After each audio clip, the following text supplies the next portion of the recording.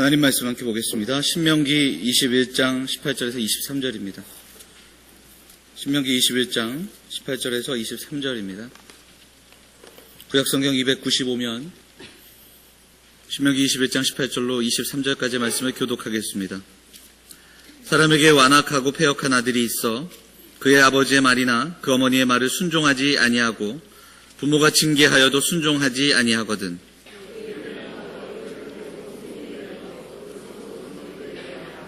그 성읍 장로들에게 말하기를 우리의 이 자식은 완악하고 패역하여 우리 말을 듣지 아니하고 방탕하며 술에 잠긴 자라 하면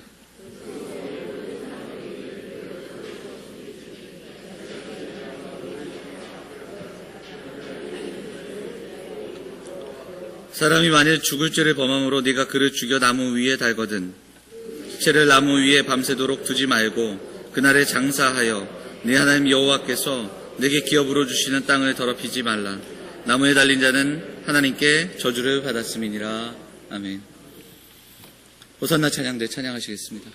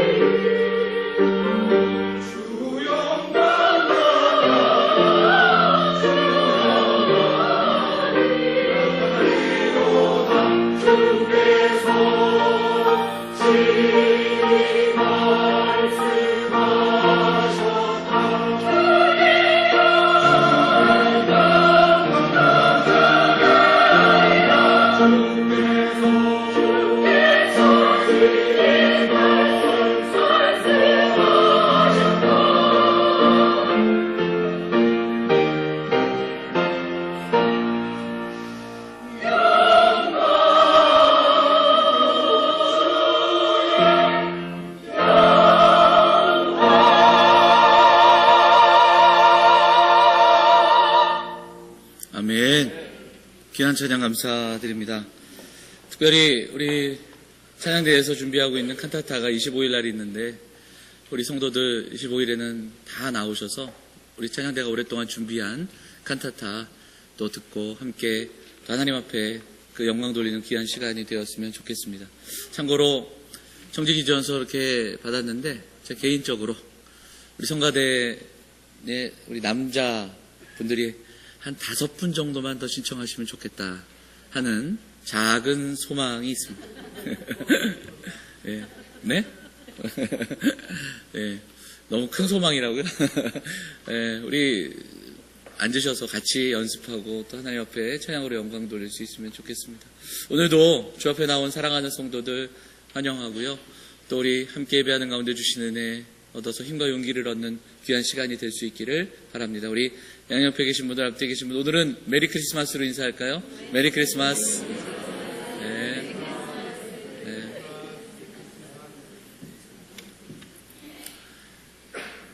본문의 말씀 의지해서 거룩한 공동체 두 번째 시간 신명기 말씀 우리 31번째 보고 있는데요. 함께 나눠보도록 하겠습니다. 해마다 이때쯤이 되면 목회자들은 성탄을 맞이해서 어떤 메시지를 전해야 될까 고민이 많습니다. 왜냐하면 성경 66권 가운데 예수님의 탄생에 대한 기사가 그렇게 많지 않기 때문입니다. 예수님은 딱 한 번 태어나셨는데 우리는 해마다 성탄을 보내야 되잖아요. 그러다 보니까 여러분 잘 아시는 본문들, 그 본문들이 이렇게 정해져 있기 때문에 참 본문을 정하는 게 쉽지 않습니다. 그럼에도 불구하고 성경에는 그 성경 말씀은 다 예수 그리스도를 가리키고 있고 또 예표하는 말씀들이 많기에 또 그 가운데서 찾아서 성탄의 메시지를 나누기도 하고 또 성탄의 이야기들을 우리가 함께 나누죠. 저도 그래서 12월 되기 전에 이 12월에 설교 계획이랑 그리고 성탄절 감사 예배 그리고 또 송구영신 예배까지 본문들을 쫙 이렇게 정해놨는데 지난주에 우리가 이 21장을 나눴잖아요. 지난주 21장을 준비하고 묵상하는 가운데 오늘 우리가 봉독했던 18절부터 23절, 특히 22절과 23절을 읽으면서 이 말씀이 계속 여운이 남고 그리고 이 말씀 속에서도 성탄의 의미를 좀 생각해 볼 수 있겠다. 지난주에도 말씀드렸지만 사실 21장에 나오는 이야기들이 참 힘들고 어찌 보면 살벌하고 또 이해가 되지 않는 이야기임에도 불구하고 오늘 이 말씀 속에서도 성탄의 의미를 좀 찾아볼 수 있겠다 생각해서 용기를 내서 계속해서 하는 신명기 본문을 나누고자 합니다. 또 오늘 주보 보시고 성탄절 가까웠는데 성탄절 얘기 안 하고 또 계속 신명기 한다고 또 걱정하시는 분들 계실 텐데 이 안에서 성탄의 의미를 좀 묵상하고자 합니다. 자, 지난주 21장 나눈 말씀들을 조금 기억을 해보시면 좋을 것 같습니다. 이 21장에는 4개의 이야기가 있습니다. 첫 번째는 들에서 시체를 발견했을 때 어느 누가 죽였는지 모르는 그 시체를 발견했을 때 피해자는 있으나 가해자가 없는 그 사건 속에서 그래서 어떻게 놔둬야 되는가 대충 시체를 정리하고 또 아니면 범인을 찾아 이런 내용이 적혀 있는 것이 아니라 성경에는 그 당시 시체를 발견했을 때 가장 가까운 곳에 있는 성읍의 장로들이 나와 그 시체를 수습하고 그냥 수습하는 것이 아니라 하나님 앞에 제사하고 그리고 레위인들이 이것은 우리 모두의 죄라는 고백으로 함께 그래서 이것은 나와 상관없는 개인의 문제가 아니라 공동체의 문제다. 이것은 이스라엘의 죄다. 우리의 연약함이다. 하나의 그냥 스쳐 지나가는 누군가의 비참한 죽음이 아니라 우리가 함께 살아가고 있는 이 시대 속에서 우리의 죄악으로 인정하고 공동체가 함께 공감하고 그리고 슬퍼했던 이야기, 그 이야기를 좀 나눴습니다. 이 시대를 살아가는 우리에게 주는 또한 메시지입니다. 두 번째는 포로로 잡혀온 이방 여인의 결혼에 대한 얼마든지 이방 여인을 성적인 놀이개로 삼았던 그 시대 속에서 이방 여인이라 할지라도 포로로 잡혀왔을지라도 그 여인을 아내로 삼는 결혼이 전제가 된 그 율법의 정신을 우리가 나눴습니다. 세 번째는 장자권을 보호해주는 그 가족에 대한 장자보호법에 대한 이야기가 있었고 네 번째 이야기가 오늘 잠깐 우리가 나눈 아까 봉독했던 18절부터 나왔던 패역한 아들에 대한 이야기. 아들이 부모의 말을 듣지 않고 또한 혼이 남에도 순종하지 않았을 때 그 아들을 공동체가 함께 벌할 수 있는 그 이야기를 우리가 지난 시간에 나눴습니다. 전체적으로 공동체의 이야기며 그리고 또한 우리의 죄에 대한 그 이야기임을 좀 나누면서 우리에게 적용을 했는데 이 4개의 에피소드도 상당히 쉽지 않은 흐름인데 그 끝에 오늘 22절, 23절은 조금 더 좀 어떤 생뚱맞은 이야기가 담겨져 있는 겁니다. 22절, 23절은 뭐냐면 시체를 나무 위에 달아두라. 자, 마지막 절 보면 나무에 달린 자는 하나님께 저주를 받았습니다. 나무에 달린 자는 하나님께 저주를 받았다는 선포입니다. 여러분 이 말씀을 들으면 무엇이 떠오르십니까?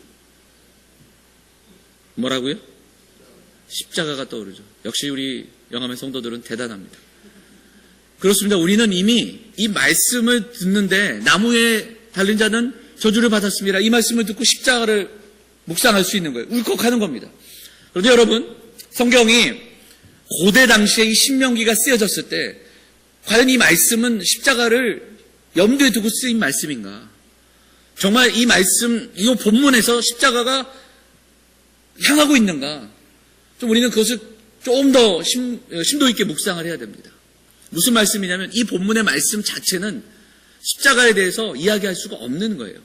이 본문은 단순합니다. 잘못하고 죄를 지은 자는 본보기로 삼으라는 거예요. 나무 위에 달아도 된다는 거예요. 그래서 엄하게, 그리고 공동체가 그걸 바라보면서 우리가 죄를 지면 안 되는구나, 이것을 깨닫게 하라는 거예요. 특별히 나무 위에 달린 자는 하나님의 저주를 받았기에 사람들은 그것으로 경각하고 우리가 이렇게 살면 안 되겠구나, 이런 생각을 하게 되는 겁니다. 이것은 고대 근동에서만 있었던 일이 아니라 우리도 뭐 사극을 보거나 역사의 이야기들을 좀 찾아보면 그 성문 위에 그 뭐라고 할까요?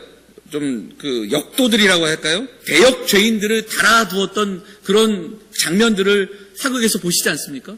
막 목을 쳐서 목을 달아두기도 하고 뭐 이런 내용들을 우리가 보기도 하는데요. 시체를 매어 단 겁니다. 달 수 있었던 겁니다. 그런데 여기서 조건은 하루 이상을 넘기지 마라. 그 시체가 또 뭐 독수리라든가 또 다른 해를 입거나, 그리고 그것이 상하거나 그러지 않도록 하는 것이고, 그리고 오늘 본문에 보면 그 시체를 오래 달아둠으로 그 저주가 하나님께서 택하신 땅에 오랫동안 남지 않아야 한다, 그 땅에 머무르지 않게 하는 것이다 하는 것이 본문의 내용입니다. 신명기 자체의 계명의 이야기는 여기서 끝이에요. 그런데 이 말씀이요, 왜 우리에게 이렇게도 중요한가? 이 말씀은 이후에 사내들인 공회, 예수님을 죽이려고 했던 사람들이 예수님을 그토록 십자가에 못 박았던 이유가 되는 말씀이기 때문에 그렇습니다.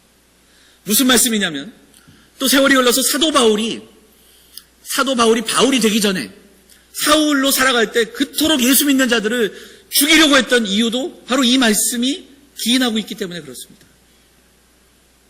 여러분, 사도행전 7장을 보시면 스데반이 사내들인 공회에서 설교를 합니다. 사내들인 공회에서 이야기하고 있다가 그거 어떻게 됩니까? 어떻게 돼요? 돌에 맞아 죽어요. 산헤드린 공회는 투석형이 있었습니다. 쉽게 죽일 수 있는 방법이 있었어요. 스데반은 그렇게 돌로 쳐 죽였는데 그토록 미워하던 예수 그리스도는, 예수는 그들이 돌로 죽이지 못했어요. 빌라도가 싫다고 했음에도 불구하고 빌라도를 설득해서 십자가에 반드시 못 박게 했던 그 사내들인 공회에 수고가 있었다라는 거예요. 왜 그랬을까요? 이 말씀 때문에 그렇습니다. 그들은 예수님을 보면서 정말 죽이고 싶었습니다. 그들의 권위에 도전하고, 그리고 성전을 둘러엎고, 그리고 많은 백성들을 몰고 다니면서 하나님 나라를 선포하고 하나님의 아들이라고 전하는 그가 정말 보기 싫었습니다. 그런데 쉽게 죽일 수가 없었어요. 왜냐하면 그 당시 종교의 부패와 정치의 부패는 극에 달했고, 그 당시 기록을 보면 많은 밀란과 많은 그 사람들의 선동들이 있었습니다. 예수님을 따르던 사람들이 정말 많았어요.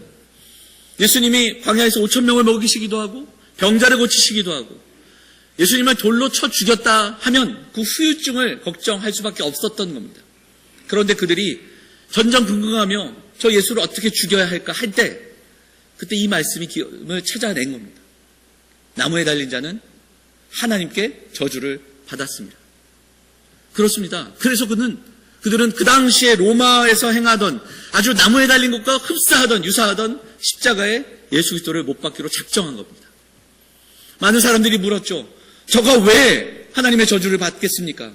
할 말이 있습니다. 봐라, 하나님의 아들이라고, 거룩한 하나님의 이름을 들먹이며 하나님의 아들이라고 하지 않았는가? 하나님께 저주를 받은 것이다. 성전의 지도자들을 욕하며 성전을 둘러엎으며 자기가 성전을 3일 만에 세우겠다고 하지 않았는가? 하나님의 저주를 받아 마땅한 것이다. 그 이야기를 계속 들려주는 겁니다. 십자가에 달려 죽은 예수, 봐라, 저는 하나님의 저주를 받았다. 이유가 정말 맞습니다. 안식일법, 정결법을 자기 맘대로 위반했고, 율법을 새로 만든다고 이야기했고, 그리고 사마리아 여인, 창녀, 그리고 가난한 자, 병든 자들과 함께 먹고 마셨습니다. 그리고 오히려 종교 지도자들을 욕했고, 그리고 그 당시에 정치 지도자들도 그를 미워했습니다. 하나님의 저주를 받아 마땅하다. 그렇게 예수는 뉴스거리가 되는 겁니다. 우리가 흔히 말하는 가짜 뉴스가 되어서, 그래서 그는 하나님께 저주받은 자로 십자가에 달려 죽게 되는 겁니다. 세월이 흘러서 한 젊은이가 있었습니다. 그는 사내들인 공회에서 공부하고 또 가말리엘 문화에서 공부하고 사내들인 공회에서 유대교를 향하여 열심을 가진 자였습니다. 스데반이 죽었을 때, 돌에 맞아 죽을 때 그 자리에 그도 있었습니다. 그가 누굽니까? 사도 바울입니다. 여러분, 우리가 바울을 생각하면 다메섹 도상을 생각하죠. 다메섹에서 예수 그리스도를 만나기 전과 후, 우리가 흔히 생각하면 예수님 만나기 전에 사도 바울은 굉장히 극악하고 정말 예수님 믿는 자들을 핍박하고 악독했던 자처럼 우리가 생각할 수 있지만 그렇지 않아요. 그는 하나님을 신실하게 믿으려고 했던 자입니다. 그는 유대교의 율법을 지키려고 애썼던 자입니다. 그래서 그는 예수 그리스도를 믿는 자들을 이해할 수가 없었던 거예요. 왜냐하면 예수는 어떤 사람입니까? 하나님의 저주를 받아 나무에 달린 자이기 때문에 그렇습니다. 어떻게 하나님의 저주를 받아 나무에 달린 자를 저렇게 믿으며 그의 죽음까지도 기리며 그를 여전히 하나님의 아들로 믿고 있는가? 유대교의 선봉이었던 사도 바울은 이 모든 것들을 진압하고 그들을 다시 되돌려오게 하는 열심이 있었습니다. 그런데 그가 다메섹으로 그 일을 감당하러 가는 그 길에서 예수 그리스도를 만난 겁니다. 부활하신 주님을 만난 겁니다. 그는 충격이었어요. 왜냐하면 하나님의 저주를 받아 지옥에 있어야 마땅한 그가 하나님의 보좌 우편에서 사도 바울을 바라보고 계시고 그리고 이 땅을 통치하시고 그리고 그 바울을 만나주시고 그 바울에게 또 다른 경험을 하게 해주신 그 예수 그리스도를 만난 그 지점에서 그의 인생은 변하게 됩니다. 그래서 우리는 이 오늘 본문을 통해 나무 위에 달린 자는 하나님께 저주를 받았습니다. 이것이 수천 년 동안, 1000년, 2000년 동안 내려오는 유대교의 그 율법임에도 불구하고 우리는 이 말씀을 통해 예수 그리스도의 십자가를 묵상할 수 있는 이유가 바로 거기에 있습니다. 사도 바울이 예수님을 만난 이후에 이렇게 바뀝니다. 우리가 갈라디아서 3장 13절을 보면 사도 바울이 이 신명기의 말씀을 자기의 경험과 자기의 고백으로 우리에게 들려줍니다. 우리 같이 한번 읽어볼까요? 신명기 3장 갈라디아서 3장 13절입니다. 같이 읽겠습니다. 시작. 그리스도께서 우리를 위하여 율법의 저주에서 우리를 속량하셨으니 기록된 바 나무에 달린 자마다 저주 아래에 있는 자라 하였음이라. 사도 바울은 깨닫게 됩니다. 그 말씀은 우리를 위한 말씀이었구나. 아니, 그 말씀을 우리를 위한 말씀으로 바꿔주셨구나. 나무에 달린 자마다 하나님께 저주를 받는다. 그런데 예수는 자신의 죄가 아니라 우리의 온몸의 죄를, 우리의 죄를 온몸으로 안으시고 우리가 당해야 할 저주를 받으시고 십자가에 달리셨구나. 이것을 깨닫게 되는 겁니다. 예수가 저주를 받은 바 되사 우리의 죄를 위하여 우리가 받아야 할 그것을 위하여 우리 때문에 우리를 대신해서 그러면 우리에게 그 저주만 사라진 것이 아니라 이것과의 병행 본문인 고린도후서에서 사도 바울은 또 우리에게 이 말씀을 들려줍니다. 고린도후서 5장을 한번 보도록 하겠습니다. 고린도후서 5장 21절 우리 같이 한번 읽어볼까요? 같이 읽겠습니다. 시작. 하나님이 죄를 알지도 못하신 이를 우리를 대신하여 죄로 삼으신 것은 우리로 하여금 그 안에서 하나님의 의가 되게 하려 하심이라. 예수님은 죄인이 되셨지만 저주를 받은 바 되셔서 십자가에 달리셨지만 그 죄인된 예수 그리스도로 말미암아 우리가 의인이 되었다. 사도 바울의 깨달음이 여기에 선포되고 있는 겁니다. 사도 바울은 우리에게 들려줍니다. 우리에게 쌓여있는 저주를 받으시고 우리의 죄와 저주가 예수님께 전가되고 예수님의 의와 복이 우리에게 전가되었다. 예수께서 우리를 위해 죄인이 되셨기에 우리는 의롭게 되었고 그분이 죄인으로 간주되셨기에 우리는 의로운 자로 그렇게 역임을 받고 살아갈 수 있다. 이렇게 이야기하고 있는 겁니다. 사랑하는 여러분, 성탄의 의미가 어디에 있습니까? 성탄의 참된 의미와 그 목적이, 뜻이 여기에 있습니다. 바울이 깨달은 나무 위에 달린 예수, 하나님께 저주 받은 바 되신 그 예수 그리스도를 만나는 것이 그 사건이 나를 위한 사건이며 나를 위한 그 저주를 온몸에 안으신 예수 그리스도를 묵상하며 나아가는 것이 성탄의 우리의 모습이 되어야 할 줄 믿습니다. 다윗의 동네에 너희를 위하여 구주가 나셨으니 곧 그리스도 주시니라. 아멘. 우리를 위해 구주가 오셨다. 그 구주가 예수 그리스도다. 성경은 끊임없이 우리에게 이야기합니다. 성탄의 기쁨과 그 기쁨의 근원이 여기에 있습니다. 분주함과 소란함이 있습니다. 세상은 성탄이 되면 예수 믿지 않는 자들이 더 기쁘며 세상은 온통 화려하며 분주하며 소란합니다.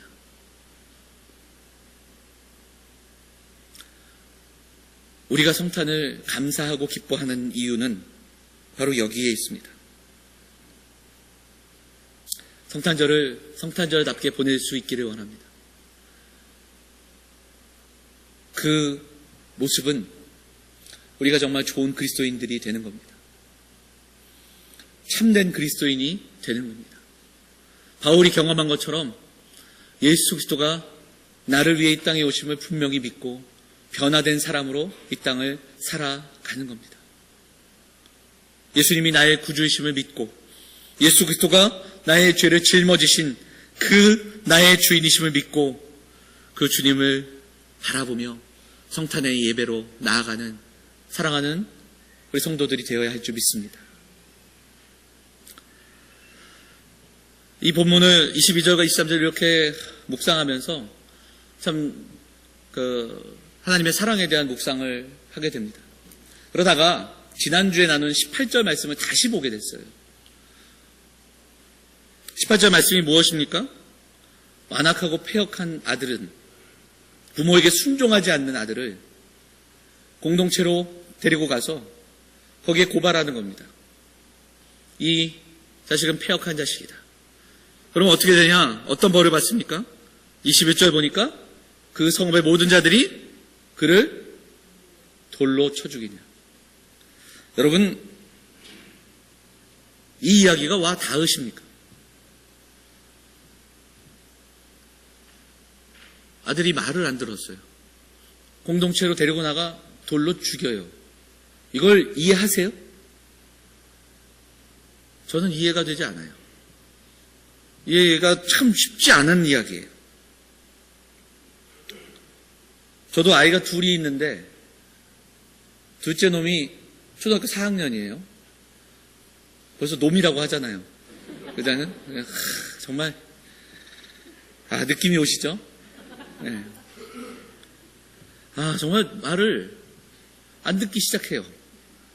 정말 더럽게 안 들어요. 그래서 요즘 많이 혼냅니다. 며칠 전에도 엄청 혼냈어요. 벽 보고 서 있어 막 이러면서. 근데요, 여러분 그러고 나면요, 누가 더 힘드냐면 제가 힘든 거예요. 그 다음날 아침에도요, 제가 눈치를 봐요. 저만 특이한 게 아니잖아요. 제가 유별난 게 아니잖아요. 그렇죠? 예배 전에 오늘 우리 기동민 의원님 오셨는데 잠깐 얘기 나누는데 잠깐 동안 나누는 중에서도 군대 간 아들 얘기할 때 그 표정의 미소와 그 기쁨을 감추지 못하시더라고요. 우리가 그렇잖아요. 근데요, 이 성경에 나오는 이 말씀을 어떻게 이해하시냐고요. 그래서 찾아봤습니다. 진짜 이런 사례가 그래도 있지 않을까. 우리가 살아가는 그 이야기들 속에서 아들이 너무너무 범죄하니까 이걸 고발하거나 고소했던 사례들이 있는가. 근데 잘 못 찾겠더라고요. 더 중요한 건요, 율법의 계명으로 규례로 여기에 나와 있지만 이 신명기 이후의 역사 속에서 이스라엘의 공동체 속에 이런 일들이 있었는가, 실제로 이런 흔적이 있는가 찾아봐서 없어요. 없습니다. 힘든 말이에요. 힘든 이야기예요. 그런데 공동체 안에서 죄를 제하라. 그러니까 지금 계속했던 이야기들이 공동체와 또한 하나님 앞에서 함께 나가는 가족들의 이야기, 이런 죄에 대한 이야기를 들려주면서 그 죄에 대한 경각심을 일러주는데 이 이야기가 있어요. 그런데 이 이야기가 한 번 우리에게 들려지는 이야기가 있다는 거예요. 그게 뭐냐면 바로 예수 그리스도의 이 땅에 오심입니다. 예수께서 성육신 하신 이야기, 성자이심에도 불구하고 하나님의 아들이심에도 불구하고 하나님 아버지는 그 아들을 우리의 죄를 대신해서 하나님께서 약속하시고 하나님께서 특별히 백성 삼으신 그 백성을 세우시기 위해 이 땅에 그 아들을 내어주신 사건이 바로 이 신명기의 말씀, 패역한 아들을 내어준 이 이야기와 만나고 있다는 겁니다. 사랑하는 여러분, 하나님 아버지의 마음, 죄를 미워하시기에 아들을 이 땅 가운데 내어주신 그 하나님의 마음이 우리에게 묵상되어지기를 소망합니다. 더구나 패역한 아들이 아니잖아요. 거룩하신 성자가 육신을 입고 이 땅에 우리를 위해 이 땅에 오셔서 그 온몸으로 우리의 저주를 받으시고 우리가 받아야 할 그 죄의 죄책을 받으시고 우리에게 의로움을 전가하신 그 하나님 아버지 그리고 그 아들 예수 그리스도의 사랑을 우리가 묵상하며 이 성탄을 맞이할 수 있기를 간절히 소망합니다. 어느새 휴일이 되어버린 성탄절, 파티와 선물과 산타클로스가 주인공이 되어버린 성탄절. 중국은 기사를 보니까 이번부터 성탄절에 선물하거나 산타클로스, 추리, 이런 것들을 신고하고 단속한다는 기사도 얼핏 보게 됩니다. 지난주에 미국에서 오신 조항현 목사님과 이번 주에 잠깐 교제를 하는 가운데 들어보니까 우리도 기사에서 봤지만 미국 사람들은 이미 메리 크리스마스라는 인사가 사라진 지 오래다. 해피 홀리데이. 이것이 더 많이 즐겁고 행복한 휴일. 예수가 빠진 성탄. 예수가 빠진 휴일로 살아가는 그들의 이야기도 듣게 됩니다. 다른 사람들의 이야기가 아니라 오늘을 살아가는 우리들은 지금 무엇이 분주하며 무엇이 소란하며 무엇으로 들떠 있는가 돌아보는 이 아침이 될 수 있기를 소망합니다.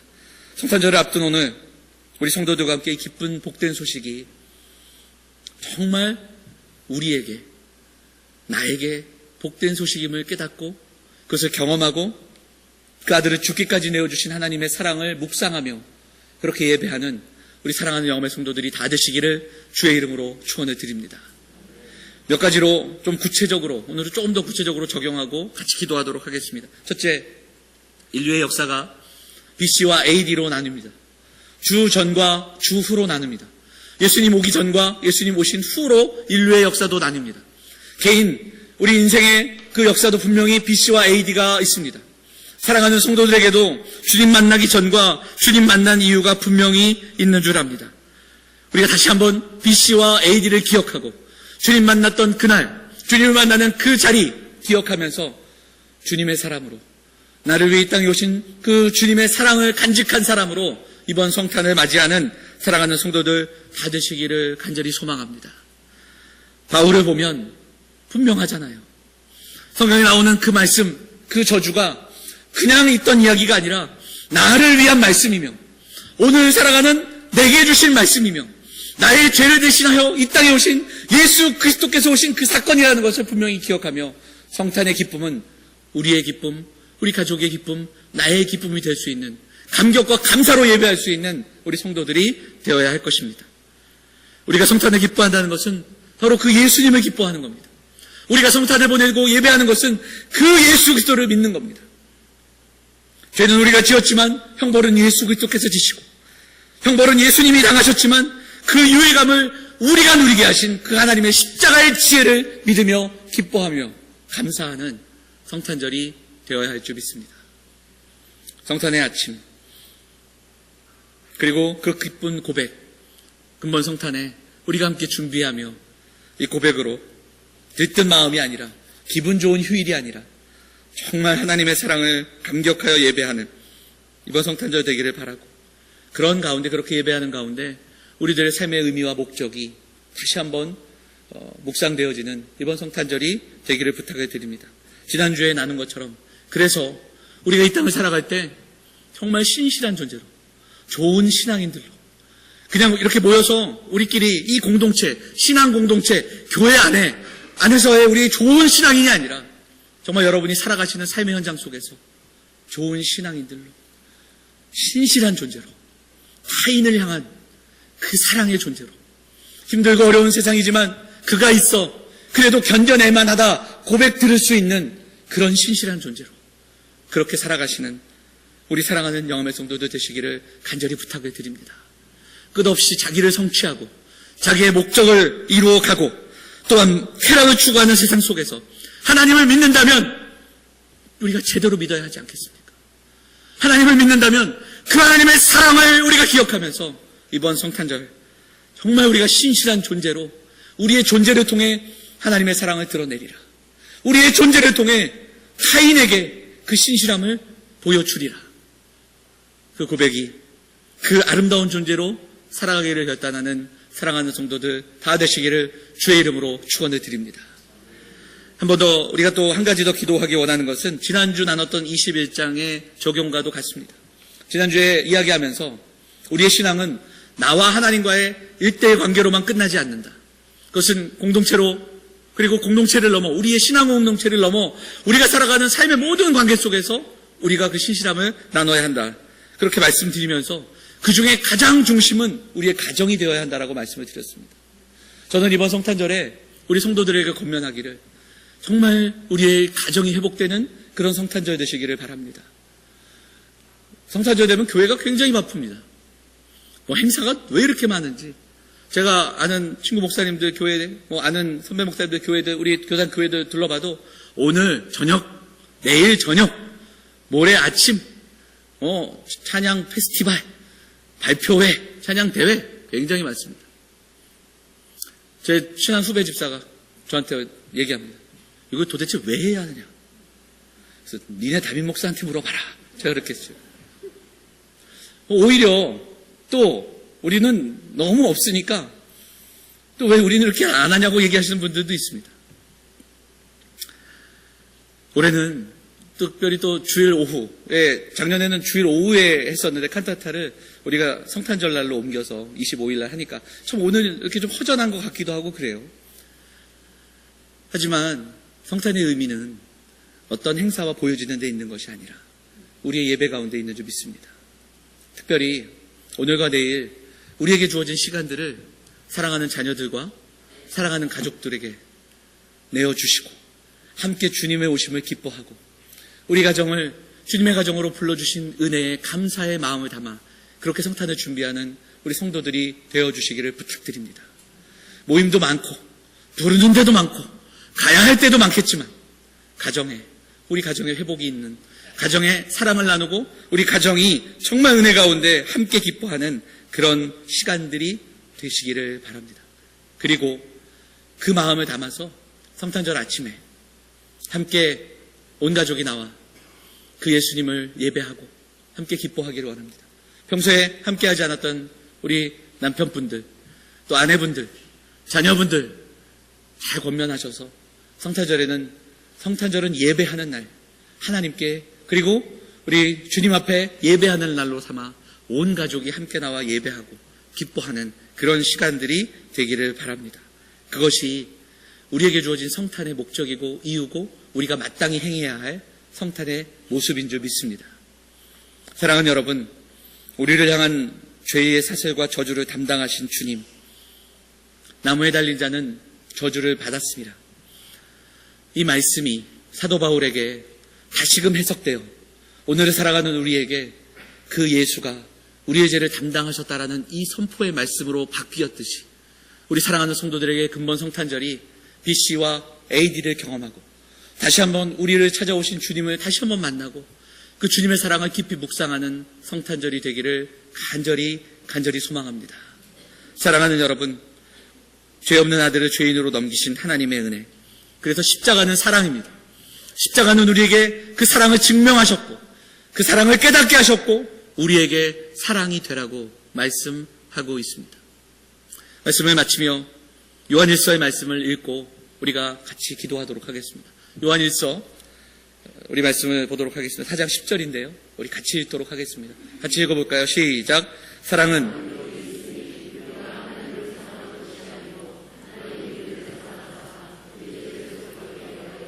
화목제물로 그 아들을 사랑하는 자들아, 하나님이 이같이 우리를 사랑하셨은즉 우리도 서로 사랑하는 것이 마땅하도다. 아멘. 이번 성탄절 우리에게 이 사랑을 확증하신 그 하나님의 사랑을 묵상하며 우리도 그 사랑이 되기를 바랍니다. 자녀들에게, 배우자에게, 우리의 이웃들에게, 공동체를 넘어 살아가는 삶의 모든 영역에서 하나님이 보여주신 그 사랑, 신실한 존재로 우리도 그 사랑의 존재로 살아갈 수 있는 저와 여러분 될 수 있기를 간절히 소망합니다. 성탄절을 앞두고 우리를 향한 그 크신 사랑을 묵상하며 오늘도 가정과 이웃을 향한 그 아름다운 존재로 살아가기를 결단하시는, 그렇게 살아가는, 그렇게 이 성탄을 맞이하는 우리 영암의 성도들 다 되시기를 주의 이름으로 축원을 드립니다. 우리 같이 함께 기도하겠습니다. 우리 기도하실 때 하나님, 이번 성탄절 분주하고 바쁜 성탄절로 마치지 않게 하시고 가정을 돌아보고 이웃을 돌아보고 사랑을 나눠주고 사랑을 묵상하고 사랑이 되어지는 그런 성탄절 되게 하옵소서. 우리 같이 기도하도록 하겠습니다. 같이 기도하겠습니다. 하나님 아버지, 오늘도 예배하며 나아가는 사랑하는 성도들 붙잡아 주시고, 하나님, 우리가 이 땅을 살아가지만 하나님 이 땅에서 하나님의 사랑에 힘입은 자가 되어 그 사랑을 나누어 주며 성탄의 의미를 묵상하며 온전히 예배하며 정말 좋은 신앙인들로 이 땅을 살아갈 수 있는 우리 영암의 성도들이 될 수 있도록 인도하여 주옵소서. 하나님 아버지, 오늘도 우리가 함께 예배합니다. 잠깐 왔다 가는 예배가 아니라 하나님을 예배하며 하나님의 사랑을 묵상하며 그렇게 주님 만나기 전과 주님 만난 이후의 삶이 변화되는 그 놀라운 은혜를 경험하는 우리 사랑하는 성도들 될 수 있도록 인도하여 주옵소서. 이번 성탄이 그 기쁨과 감격의 성탄이 될 수 있도록 인도하시고, 우리 사랑하는 가족들, 또한 그동안 함께 예배하지 않았던 우리의 가정들이, 온 자녀들이 함께 나와 예배하며 배우자들도 함께 나와 예배하며 주 앞에 이 성탄의 기쁨을 나누는 귀한 시간 될 수 있도록 인도하여 주옵소서. 오늘도 예배하며 간절히 기도하는 성도들의 기도를 들어 응답하여 주시고 성탄의 정신과 마음을 품고 함께 하나님의 사람으로 살아가는 우리가 될 수 있도록 인도하여 주옵소서.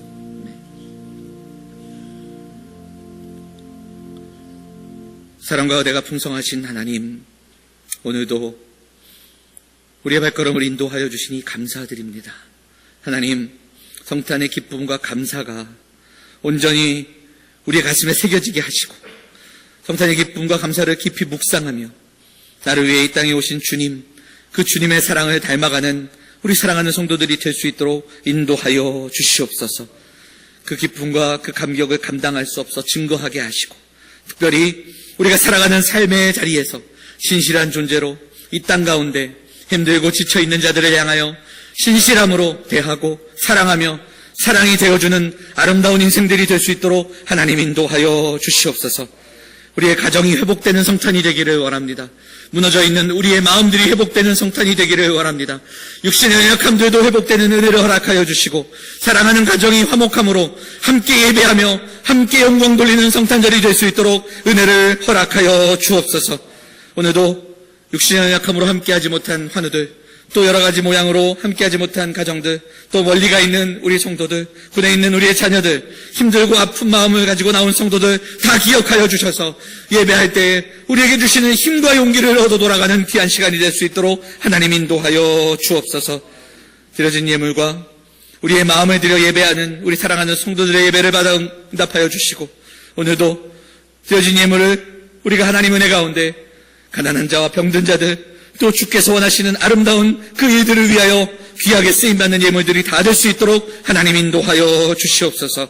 성탄의 기쁨이 우리 입술로 끝나지 않게 하시고 온전히 예배하며 예배의 감사와 기쁨으로 찬양하며 우리의 신실한 삶으로 증거하며 살아가는 영암의 성도들이 다 될 수 있도록 하나님 인도하여 주옵소서. 이 모든 말씀 우리를 원하신 예수 그리스도의 이름으로 감사하며 기도하옵나이다.